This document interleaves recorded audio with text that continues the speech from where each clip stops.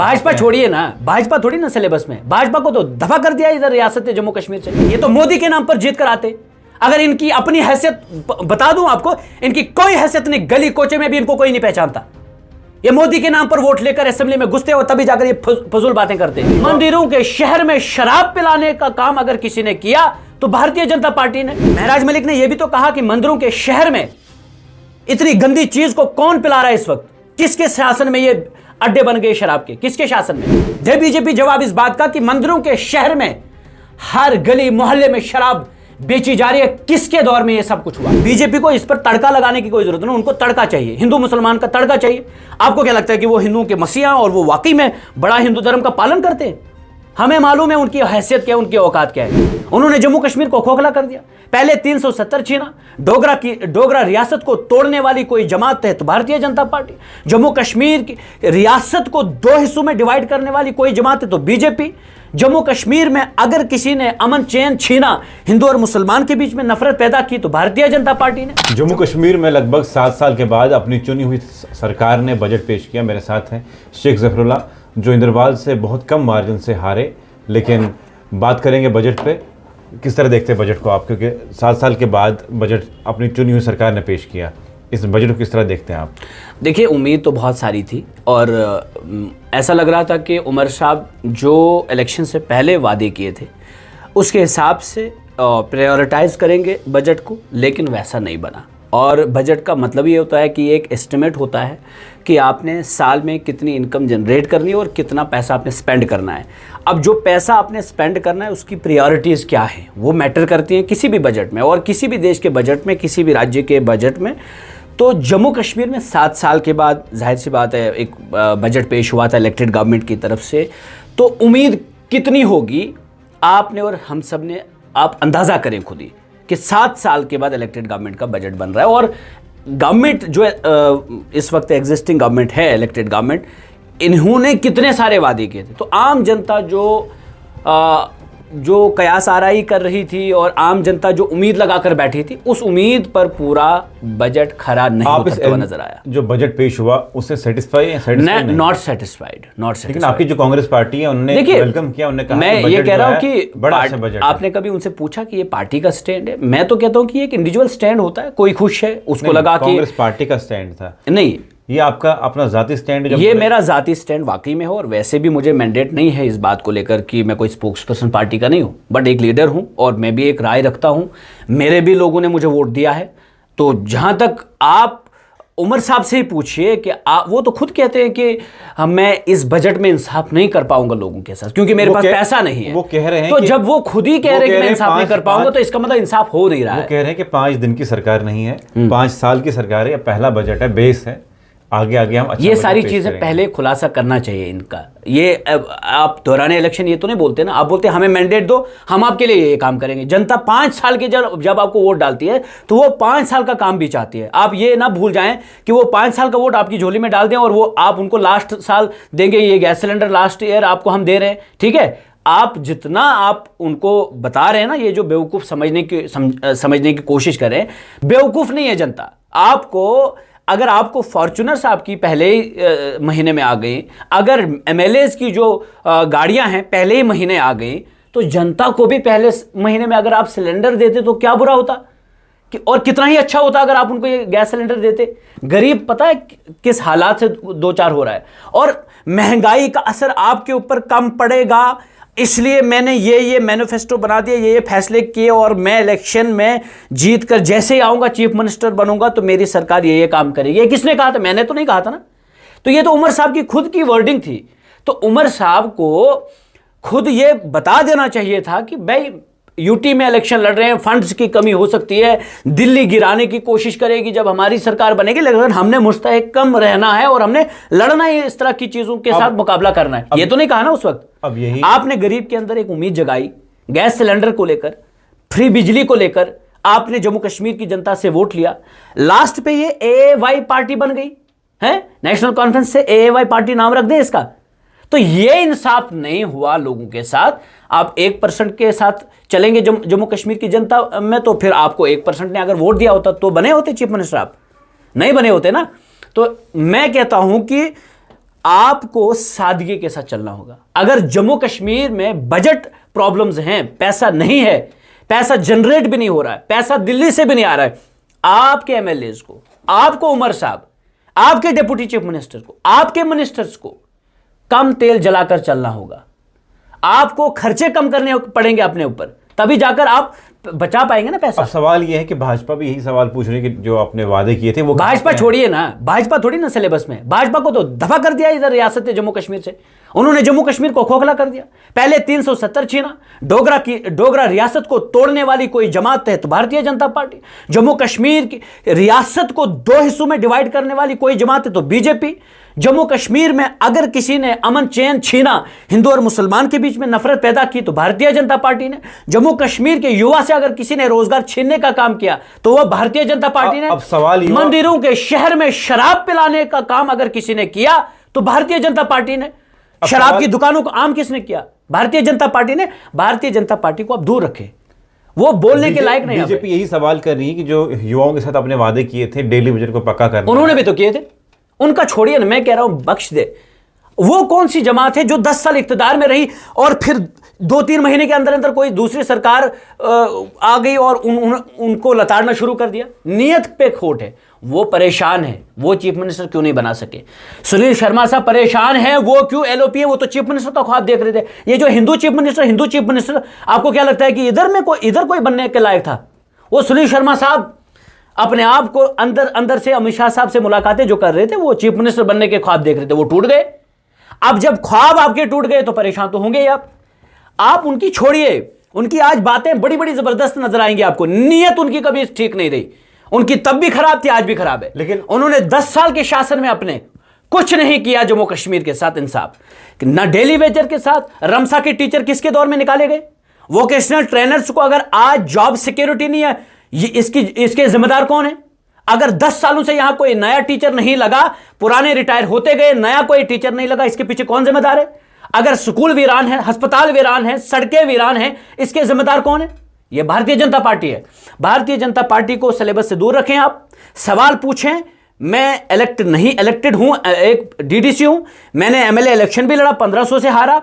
मेरी जनता के ऊपर क्या बुरे असरात हैं गवर्नमेंट की गलत नीतियों की वजह से, वो सवाल पूछेंगे। लेकिन सवाल यह है कि आप ही के जो दोस्त भी हैं महराज मलिक, उन्होंने बड़ा मुद्दा उठाया कि सबसे ज्यादा शराब जो है हिंदू कम्युनिटी पीती है, और इसको लेकर भाजपा ने काफी हंगामा उठाया असेंबली में और कहा कि माफी मांगे महराज मलिक। नहीं, आप मुझे बताएं, बीजेपी के कहने के बगैर भी महराज मलिक ने यह बोला कि अगर कोई ऐसी बात निकल गई हो तो मेरा वो मकसद नहीं था किसी को नुकसान पहुंचाने का या किसी को दुखी करने का। अगर ऐसा हुआ है मैं माफी मांगता हूं। बीजेपी के बगैर ही उसने बाहर बोल दिया। ठीक है, बीजेपी को इस पर तड़का लगाने की कोई जरूरत नहीं, उनको तड़का चाहिए, हिंदू मुसलमान का तड़का चाहिए।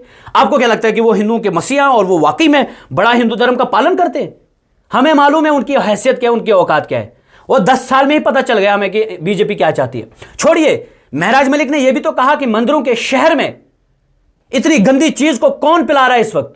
किसके शासन में ये अड्डे बन गए शराब के? किसके शासन में? आप मीडिया में हैं, जम्मू कश्मीर के नागरिक आप भी तो है ना। आप मुझे बताइए कि किसके शासन में? बीजेपी के शासन में। गलत बात बोलता है वो, जब वो बोलता है इसी बात का जवाब देना बीजेपी जवाब इस बात का कि मंदिरों के शहर में हर गली मोहल्ले में शराब बेची जा रही है। किसके दौर में ये सब कुछ हुआ? ये दंगे फसाद हुए किसके दौर में हुए? बताइए मुझे। अब सवाल यह है कि जो महराज मलिक का बिहेवियर असेंबली में है, भाजपा कहती है कि वो ड्रग्स करके आते हैं। आप मुझे बताइए, वो बिहेवियर आपको नजर आ रहा है? आप रामेश्वर एक इलेक्टेड एमएलए था बनी बसोली से, उसके ऊपर भारतीय जनता पार्टी के गुंडों ने अटैक करने की कोशिश की, वो बिहेवियर मनकोटिया जी को नजर नहीं आया? आप ये बेहुदा बातें असेंबली में जाकर करते हैं। मनकोटिया साहब, आपको शर्म आनी चाहिए। आप असेंबली में जाकर पहले ये देखें ये वो कौन सा प्लेटफॉर्म है। आप वहां जाकर कौन कौन सी बातें करते हैं, जरा दिमाग लगाकर जरा सोचा करें कभी। आप तो पहले उस लायक नहीं थे, उस ओहदे के लायक। ये तो मोदी के नाम पर जीत कर आते। अगर इनकी अपनी हैसियत बता दूं आपको, इनकी कोई हैसियत नहीं, गली कोचे में भी इनको कोई नहीं पहचानता। ये मोदी के नाम पर वोट लेकर असेंबली में घुसते हो, तभी जाकर ये फजूल बातें करते हैं। एक इलेक्टेड रिप्रेजेंटेटिव को आप कहते हो वो नशा करके आता है, क्यों? वो आपके बेरोजगार नौजवान की बात करता है, निडर होकर बात करता है, बड़ी आवाज में बात करता है, ऊंची आवाज में बात करता है, जो इन नालायक नाअहल लोगों को पसंद नहीं है। इसलिए उसको कहते हैं नशा में। ये कौन सा भाई, तुम भी कर लो ये वाला नशा। बेरोजगार के लिए बोलोगे, जम्मू के लिए बोलोगे, डोगरा रियासत को तोड़ने वाली बीजेपी के खिलाफ बोलोगे, उनके बगावत करोगे। आप कब करोगे ये सब चीजें? आपके अंदर दम नहीं है।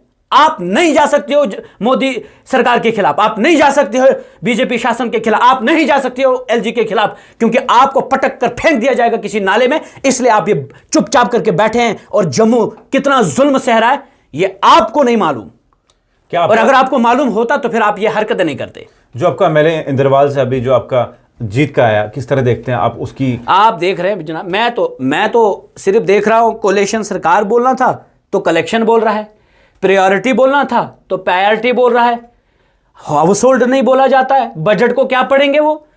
कोई भी सेंटर की स्कीम है पीएमजीएसवाई, सर्वे हो रही है हर जगह पर पूरी रियासत में। अब वो कह रहे हैं जो ये सर्वे हो रही है मैं करा रहा हूं। भाई आप करा रहे होते तो फिर आप ही की जगह सिर्फ होता, तो पूरी रियासत में नहीं होती सर्वे। आप ये बताएं, एमएलए इंद्रवाल जब इलेक्शन जीतने से पहले वादे क्या क्या किया उन्होंने इंद्रवाल के लोगों के साथ। मैं भी इंद्रवाल का एक वोटर हूं, लीडर भी हूं, वोटर भी हूं। उन्होंने वादे किए लोगों के साथ, मैं यहां पर स्मार्ट मीटर्स नहीं लगाने दूंगा, लग रहे हैं। उन्होंने कहा अगर लग भी गए जो बिल आएगा वो मैं पे करूंगा, पे जनता कर रही है। उन्होंने कहा मैं सेपरेट टूरिज्म डेवलपमेंट अथॉरिटी कायम करूंगा छात्रों मुगल मैदान में। तब से लेके अभी तक कुछ नहीं पता उसका। और एमएलए इंद्रवाल ने ये तारीख रकम की कि उसके दौर में बोंजवा से एक लेडी ने सड़क पर अपने बच्चे को जन्म दिया क्योंकि हॉस्पिटल में स्टाफ नहीं था। और जब ये एमएलए बनने के बाद इन्होंने किश्तवाड़ में तमाम ऑफिसरों की मीटिंग ली। ऑफिसरों की मीटिंग जब आप लेते हैं उनसे क्या कहते हैं? गप मारते हैं आप शायद, फिर क्योंकि मसले तो हल हो नहीं रहे। सरकारी स्कीम पीएमएवाई ये मैं दे रहा हूं। भाई आप कौन होते हैं ये देने वाले? जॉब कार्ड की पेमेंट्स आपने कहा 100 दिन का मैं पेमेंट करा दूंगा, रो रहे हैं लोग वहां पर। तो 5 महीने से वो इंद्रवाल से निकले हुए जम्मू में बैठे हुए हैं। आप खुद ही अंदाजा लगा सकते हैं कि जो ग्राउंड लेवल की जो सफरिंग्स होती हैं, जब आप 6 महीने से गायब रहते हैं और आपको आगे पीछे भी ग्राउंड लेवल का कुछ पता नहीं है, सिर्फ पैसों के दम पर, झूठ के दम पर आप चलते हैं। और इंद्रवाल के लोगों से क्या कहा इलेक्शन के दौरान? मैं आपका लोकल हूं, आपके आंगन का हूं, जब चाहो तब बुला लो, आपके पास में रहता हूं। आज वो पास नहीं, आप जम्मू में है। और जम्मू में बैठकर लिखते हैं उसके चेले चपाटे कि प्यारीलाल जी ने जो ग्रीवांस सेल है वो कहां खोला? जम्मू में। यानी इंद्रवाल के बंदे को अब आना पड़ेगा जम्मू अपने एमएलए से मिलने के लिए। पहली बार हो रहा है, तारीख में पहली बार ये नजर आ रहा है हमें। यहां बैठकर वो ग्रीवांस सेल खोले, कोई डिजिटल नहीं है। बस ऐसे आपने आना है, ऑफिस में जाना है, प्यारेलाल जी से मिलना है और उनसे कहना है कि ये काम मेरा है। फिर हुआ नहीं हुआ वो बाद की बात है। 10,000 खर्च करके उन तक पहुंचना है पहले। ये है नया इंद्रवाल, ये है नई हकीकत और ये है हमारे एमएलए के कारनामे और काम। अभी अगर आप खुद असेंबली में होते हैं आज, क्योंकि 1500 वोट से आप हारे हैं। देखो मैं लड़ने वाला बंदा हूं, मुझे एक्सपीरियंस था 4 साल का डीडीसी इलेक्शन के होते हुए। जब मैंने देखा उसके बाद हमें भी पावर्स नहीं दिए, लेकिन सिस्टम का पता चला और मैं बहुत ही ज़बरदस्त तरीके से अपने इलाके को और वहाँ के इश्यूज़ को हाईलाइट किया और रिप्रेजेंट किया अपने लोगों के एस्पिरेशंस को। लेकिन अब मौका जिन्हें मिला, आप अगर उनकी लैंग्वेज, बॉडी लैंग्वेज या लैंग्वेज देखेंगे, दोनों ही ऐसा लगता है कि जैसे पता नहीं नींद करके वो चले जाते हैं उधर असेंबली हॉल में। कोई अता पता नहीं, इश्यूज़ की बुनियाद पर इलेक्शन लड़े, इश्यूज़ की बुनियाद पर आप अपोजिशन नहीं कर रहे हैं, आप अपनी सरकार से काम नहीं करा रहे हैं और आप कुछ बोल ही नहीं पा रहे वहाँ पर। आप स्टडी करके नहीं जाएंगे, आपको कुछ नहीं पता चलेगा। आप देखें महराज मलिक एक तरफ, बाकी सारे जितने भी एमएलए इनके हैं, आप मुझे बताइए नज़र आता है कोई? इरफान हफीज़ लोन साहब नज़र आते हैं, महराज मलिक साहब नज़र आते हैं, इफ्तिखार साहब नज़र आते हैं। आप मुझे बताइए कि बाकी लोग कहाँ हैं? नज़र नहीं आएंगे। तो अगर मैं होता, मेरा ये मानना है कि स्टडी करके हमेशा इश्यूज़ को असेंबली में लेकर जाओ और फिर उस पर सही तरीके से बोलो, कन्विंसिंग पावर अपने अंदर लाओ और दूसरे को भी कन्विंस करो कि ये काम होना ही होना चाहिए। हमारा एमएलए कहता है उनको ये जो हमारी डिमांड है अगर नहीं होती इस वक्त कोई बात नहीं, लेकिन थोड़ा सा ये मुतबादल ये होना चाहिए। अरे भाई आप वहां कराने के लिए भेजे गए हो, वो काम करना ही करना है आपने किसी भी हाल में। हुकूमत में नहीं होगा तो फिर किससे होगा वो काम? तो ये बदकिस्मती हमारी है कि जो हमारे एमएलए साहब हैं पहली बात तो यह है कि कई सारे लोग बोलते हैं कि पढ़ाई का घमंड नहीं होना चाहिए, बट सच्चाई तो यह है ना कि पढ़ा लिखा होना भी ज़रूरी है। और हमारा एमएलए कहता है कि पढ़ा लिखा लीडर होना ज़रूरी नहीं है, बल्कि एक लीडर जो ग्राउंड से जुड़ा होना चाहिए तो 5 महीने से गायब है। वो कहते हैं एक लीडर जो है ग्राउंड से जुड़ा होना चाहिए, तो ग्राउंड में जाकर आपने क्या कब्रें खोदनी है हमारे लिए? आपने काम करना है, आपको एजुकेशन पॉलिसी समझ आनी चाहिए, आपको हेल्थ स्ट्रक्चर पता होना चाहिए, आपको हेल्थ रिफॉर्म के बारे में पता होना चाहिए, आपको नॉर्म्स के बारे में पता होना चाहिए कि कौन सी पॉलिसी है, इसके तहत आप कैसे लोगों को बेनिफिट पहुंचा सकते हैं, आपको पता होना चाहिए, उसके रूल्स पता होने चाहिए। वो पढ़कर पता चलेगा। आप कहते हैं पढ़ा लिखा लीडर जरूरी नहीं है। ये जब सोच एक लीडर की हो तो मुस्तकबिल क्या हो सकता है उस कौम का और उस इलाके का और उस इंद्रवाल का। अब आखिरी सवाल ये है कि जम्मू कश्मीर अभी एक यूटी है, भाजपा ने वादा किया था सेंट्रल गवर्नमेंट ने कि एक स्टेट को हम वापस करेंगे बहाल, लेकिन अभी तक नहीं हुई। क्या आपको लगता है कि भारतीय जनता पार्टी पर भरोसा करना ही एक बहुत बड़ी गलती है हमारी? इन पर कभी भरोसा ना किया जाए। उमर साहब कोई दूसरी स्ट्रेटजी अपना लें और ये सड़क पर उतारें। ये जिनको स्टेट में चीफ मिनिस्टर जिनके इनके साथ रहे उनको इन्होंने कबाड़ा कर दिया, तो आप तो यूटी में रहकर आपको लगता है ये आपको पावर देंगे? जहां स्टेट है वहां ये यूटी बनाना चाहते हैं आज भी, ठीक है?